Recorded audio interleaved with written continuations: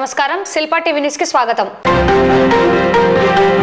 నంద్యాల మండల పరిషత్ కార్యాలయంలో ఎంపీడీఓ సుగుణశ్రీ ఆధ్వర్యంలో ఎంపీపీ శెట్టి ప్రభాకర్ అధ్యక్షతన యోగాంధ్ర కార్యక్రమాన్ని నిర్వహించడం జరిగింది.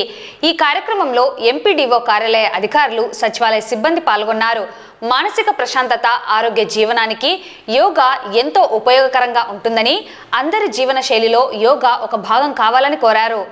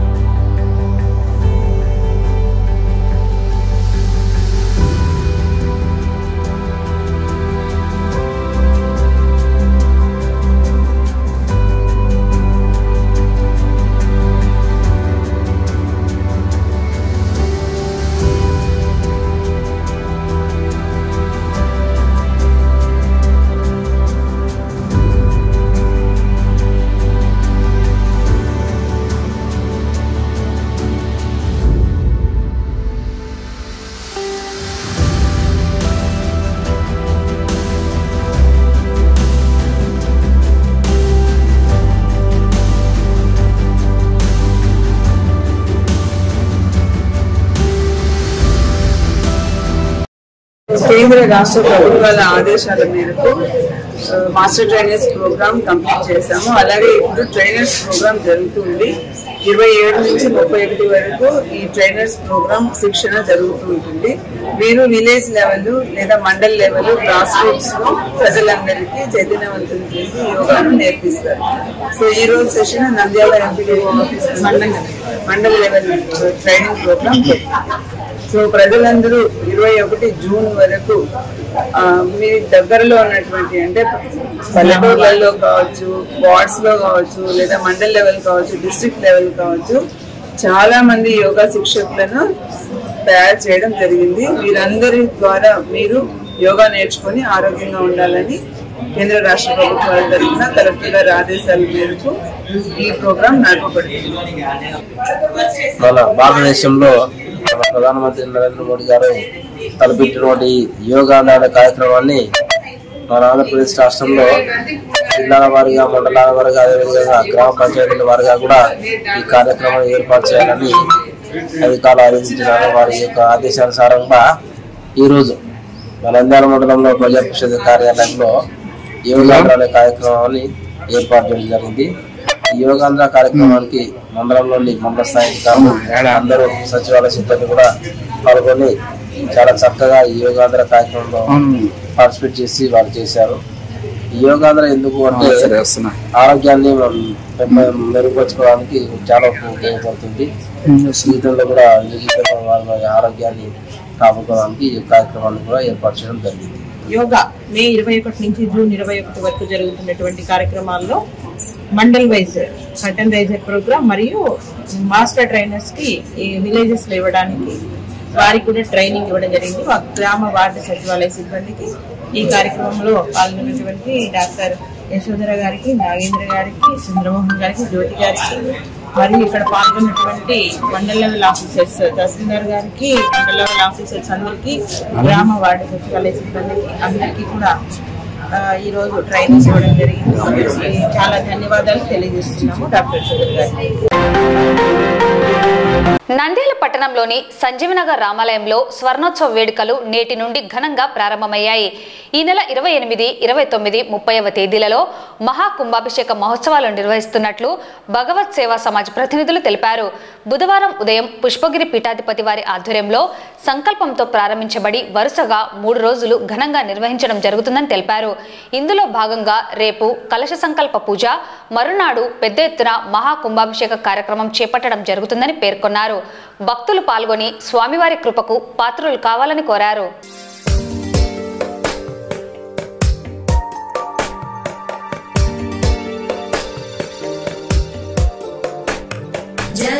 జగజ్జాలపాలం గజకంఠమాలం శరచంద్రబాలం మహాదైత్యకాలం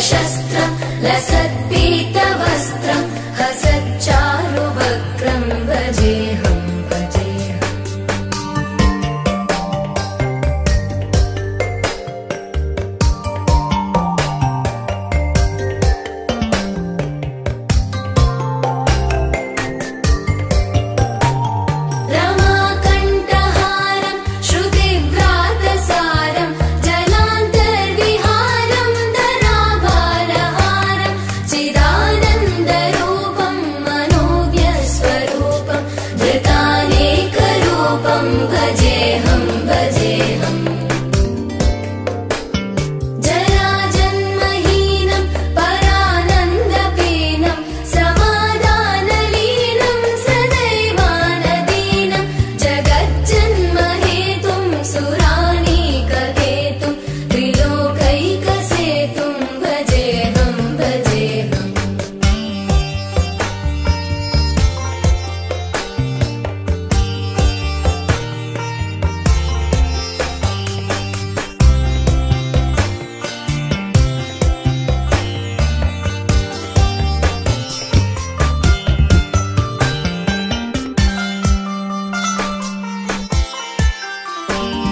कृताम्नाय गानं कदा ఆధ్వర్యంలో దాదాపుగా 50 సంవత్సరాలు యొక్క గుడి ప్రారంభమైంది.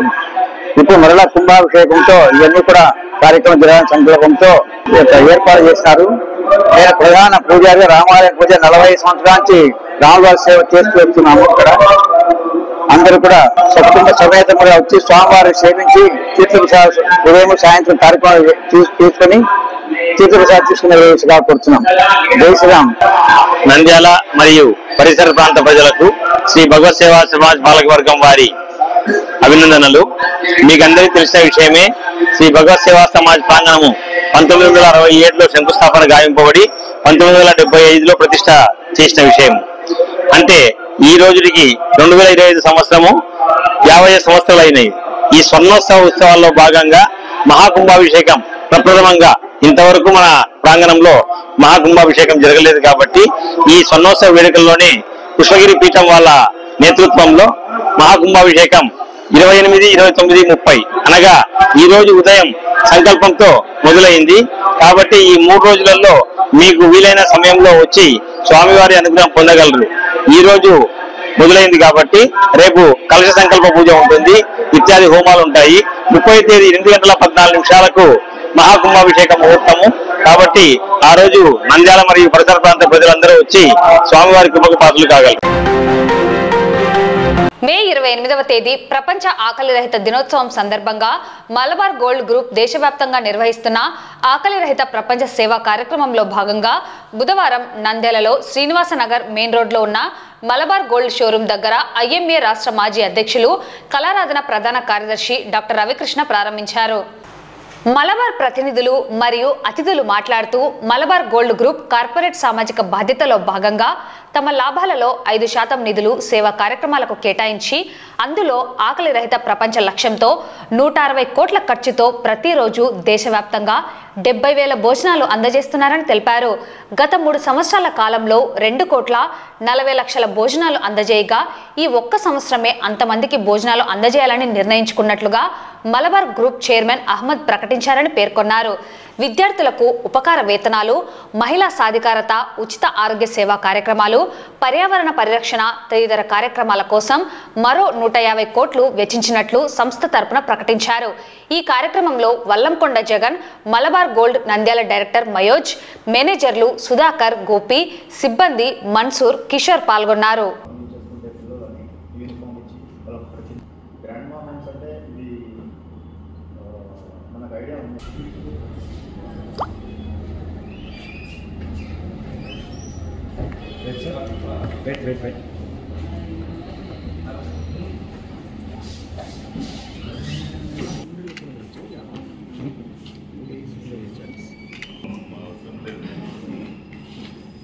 ఈ హంగర్ ఫ్రీ వరల్డ్ అనేది ఎలా వచ్చింది అని అంటే, మన చైర్మన్ సారు యాక్చువల్గా వెళ్తున్నప్పుడు చాలామంది పేదలు రోడ్ సైడ్ వాళ్ళని చూశారు.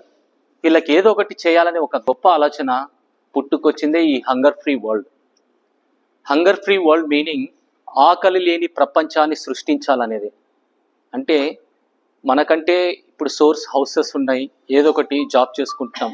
ఇలా ఏ సోర్స్ లేని వాళ్ళు, నిరాశ్రయులు, వాళ్ళకి ఏదో ఒకటి చేయాలనే ఒక గొప్ప ఆలోచన మన చైర్మన్ గారికి వచ్చింది చూడు. దానికి అప్రిషియేట్ చైర్మన్ గారికి, ప్లీజ్ క్లాప్. ఒక సేవా కార్యక్రమాలకు ఉపయోగించాలనే ఒక గొప్ప ఆలోచనతో మనం కొన్ని కార్యక్రమాలు చేపట్టాం. ఆ కార్యక్రమాలు ఏంటంటే, ఫస్ట్ వన్, గవర్నమెంట్ కాలేజీలో చదివే బాలికలు వాళ్ళకి, ఎందుకంటే ఇప్పుడు గవర్నమెంట్లో మ్యాక్సిమం చదివే వాళ్ళకి ఏ సోర్స్ లేకుండా కొద్ది ఇన్కమ్ తక్కువ వచ్చి చాలామంది పేదలు కూడా అందులో జాయిన్ చేసి చదువుకోవడానికి బుక్స్ కొనడానికి అమౌంట్ లేకుండా ఇబ్బంది పడుతూ చదువుకునే వాళ్ళు చాలామంది ఉన్నారు. ఇలాంటి వాళ్ళ కోసం మనము ఇయర్లీ స్కాలర్షిప్ పెట్టాం. 8,000 నుంచి 10,000 దాంట్లో కేటగిరీ వైజ్గా ఉంటుంది అనమాట.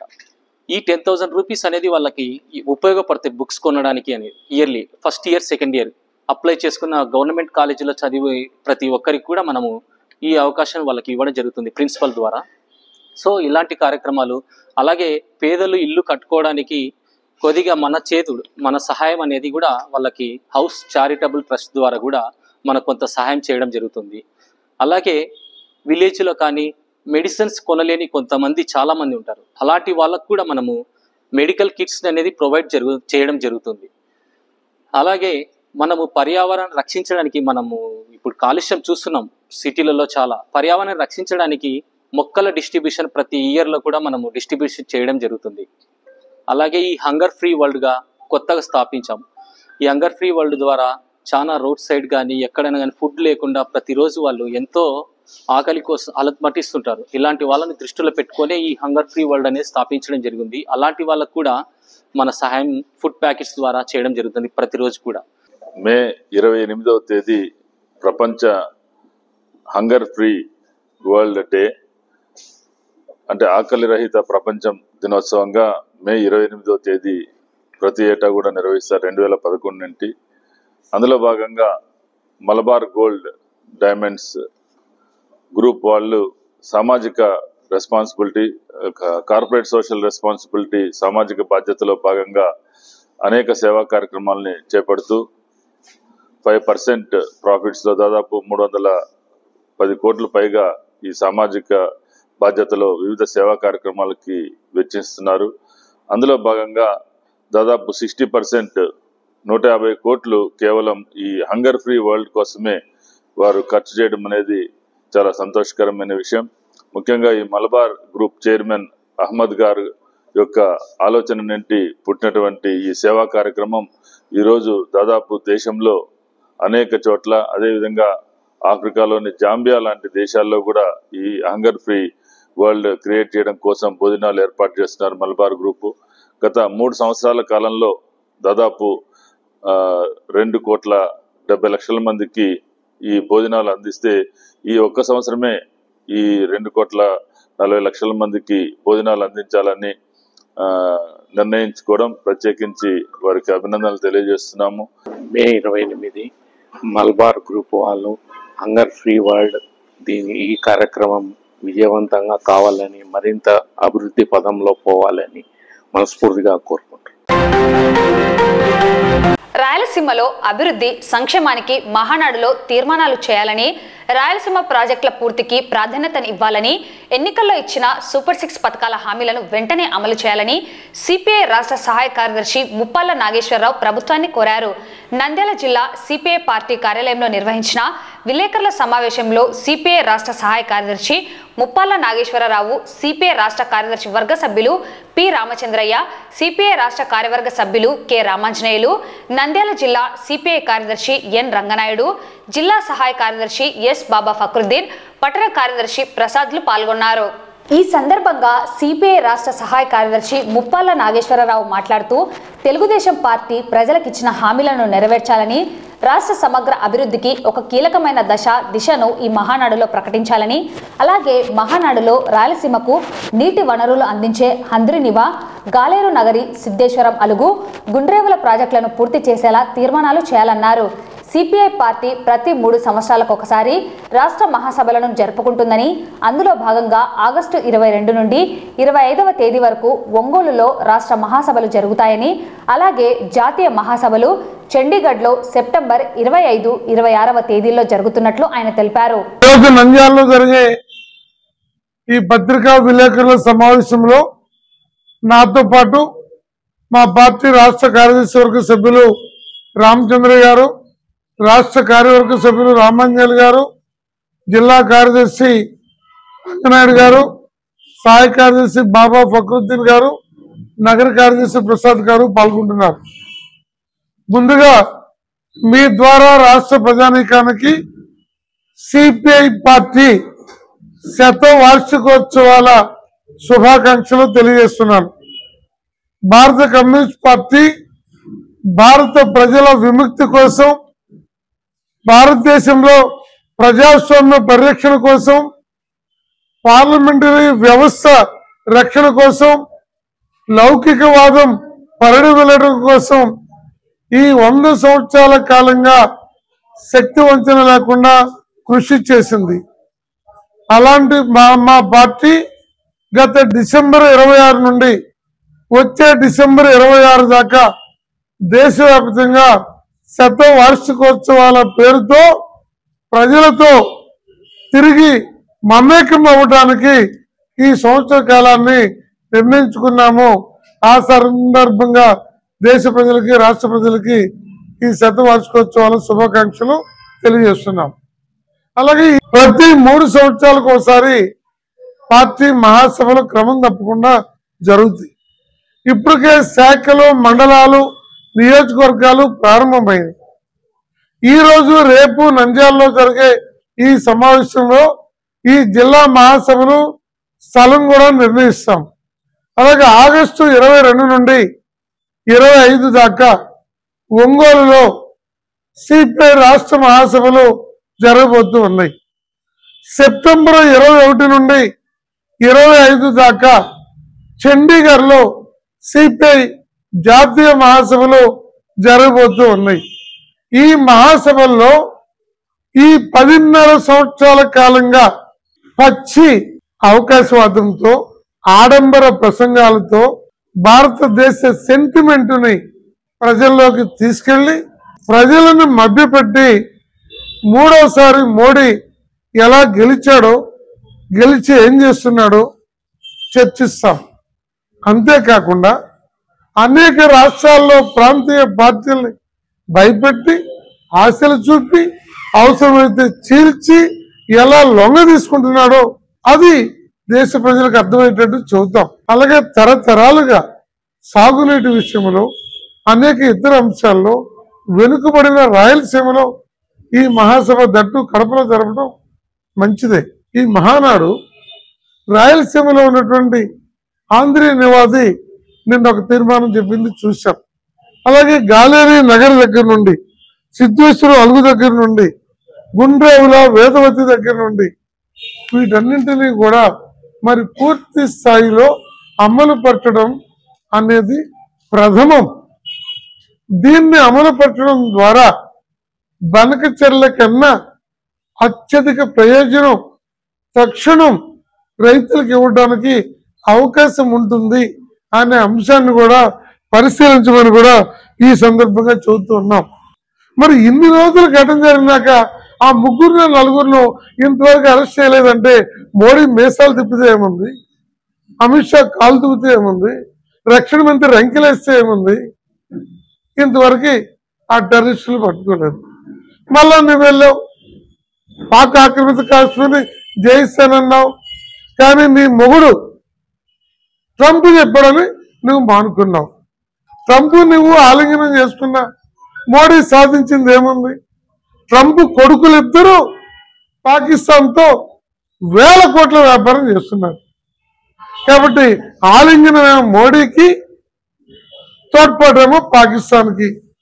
ఇది అమెరికా, ట్రంప్ ఆనాటి నుండి ఈనాటి వరకు చేస్తున్న దుశ్చర్య. ఇది దేశ ప్రజలు గమనించాలి. మోడీకి ఎన్నికల కోసం ఎవరిని బలిదీయటమైనా ఆయనకేం పెద్ద తప్పు అనుకోరు. అలాంటిది బీజేపీ పార్టీ. ఏది ఏమైనా ఇవాళ భారతదేశంలో ఉన్నటువంటి ఈ పరిస్థితులన్నిటిలో ఈ దేశం సమైక్యంగా ఉండాలి, మత సామరస్యం ఉండాలి, లౌకికవాదం ఉండాలి. వాటన్నిటినీ కాపాడగలిగే ఏకైక పార్టీ అది భారత కమ్యూనిస్ట్ పార్టీ. అలాంటి భారత కమ్యూనిస్ట్ పార్టీ రాష్ట్రంలో, దేశంలో బలోపేతం అయితేనే అన్ని వర్గాలకి, అది మైనారిటీలను, బీసీలను, ఎస్సీలను, గిరిజనులను, రైతులను, అన్ని వర్గాలకి, అన్ని రకాల ప్రజలకి, అన్ని వృత్తుల వారికి నిజమైన సంక్షేమము, పురోభివృద్ధి లభిస్తుంది. అందుకని ఈ శతవార్షికోత్సవాల సందర్భంగా సిపిఐని బలోపేతం చేయడానికి అన్ని వర్గాల ప్రజలు తోడ్పడాలని ఈ సందర్భంగా కోరుతున్నాం.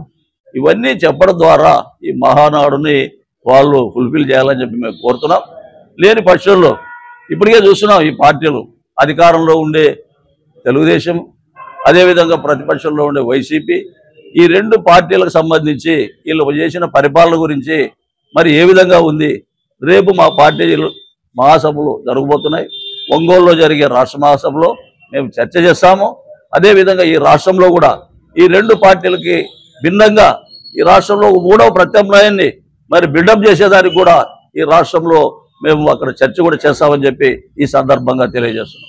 మరి కేంద్ర ప్రభుత్వం రైల్వే శాఖ కరోనా తర్వాత మరి మన కర్నూలు నంద్యాలని కలుపుతూ ఉన్నటువంటి నడిచినటువంటి ప్యాసింజర్ రైళ్లని మరి బెంగళూరు, అదేవిధంగా హుబ్లీ, అదేవిధంగా మరి రాజధాని అయినటువంటి పూర్వ రాజధాని అయినటువంటి కర్నూలు నగరం నుంచి మరి నేటి రాజధాని అయినటువంటి విజయవాడకు నడిపేటువంటి రైళ్లన్నిటి కూడా రద్దు చేయడం జరిగింది. అదేవిధంగా ఉత్తరాంధ్ర ప్రాంతాలకు కూడా గతంలో నడిపినటువంటి రైళ్ల కనెక్షన్ అనేది ఏమాత్రం ఇప్పుడు ప్రజలకి సౌకర్యంగా లేదు. అందుకే భారత కమ్యూనిస్ట్ పార్టీ సిపిఐ తరఫున ఉమ్మడి కర్నూలు జిల్లా, కర్నూలు, నంద్యాల ఈ రెండు జిల్లాల తరఫున జూన్ మొదటి వారంలో మొత్తం ప్రజల చేత పెద్ద ఎత్తున సంతకాల సేకరణ చేసి అన్ని రైల్వే స్టేషన్ల ఎదుట పెద్ద ఎత్తున ధర్నా నిర్వహించి సిపిఐ ఆధ్వర్యంలో మరి వాటిని తక్షణమే పునరుద్ధరణ చేయడానికి మరి కేంద్ర రైల్వే శాఖ పూనుకోవాలని చెప్పేసి సిపిఐ తరఫున డిమాండ్ చేస్తూ మరి పెద్ద ఎత్తున మేము ఆందోళన చేపడతా ఉన్నాం. మరి వాటిని పునరుద్ధరించేంత వరకు కూడా సిపిఐ ఈ పోరాటాన్ని ఆపదని చెప్పేసి సిపిఐ తరఫున ఈ సందర్భంగా తెలియజేస్తా ఉన్నాం. నంద్యాలలో ఘనంగా మాజీ ముఖ్యమంత్రి ఎన్టీఆర్ జయంతి వేడుకలు నిర్వహించారు. మంత్రి ఎన్ఎండి ఫరూక్, జిల్లా ప్రధాన కార్యదర్శి ఎన్ఎండి ఫిరోజ్ పట్టణంలోని ఎన్టీఆర్ విగ్రహానికి పూలమాలలు వేసి నివాళులు అర్పించారు. ఈ సందర్భంగా వారు మాట్లాడుతూ ఎన్టీఆర్ సినీ పరిశ్రమలో ఎదురులేని కథానాయకుడిగా ఎదిగాడని, రాజకీయాల్లో ప్రజానాయకునిగా తిరుగులేని మనిషిగా ఎప్పటికీ ప్రజల్లో ఉంటాడని అన్నారు.